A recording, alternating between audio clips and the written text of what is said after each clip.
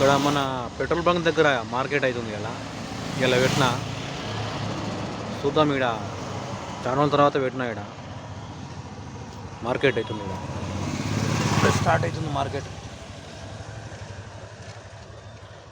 వస్తున్నారు, పబ్లిక్ వస్తున్నారు. బాగానే అవుతుంది. ఇంకా సరే మనం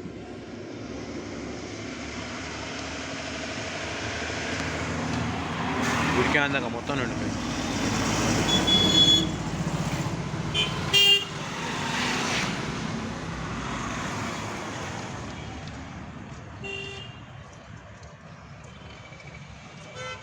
హైదరాబాద్ మెయిన్ రోడ్ మీద పెట్టినాం.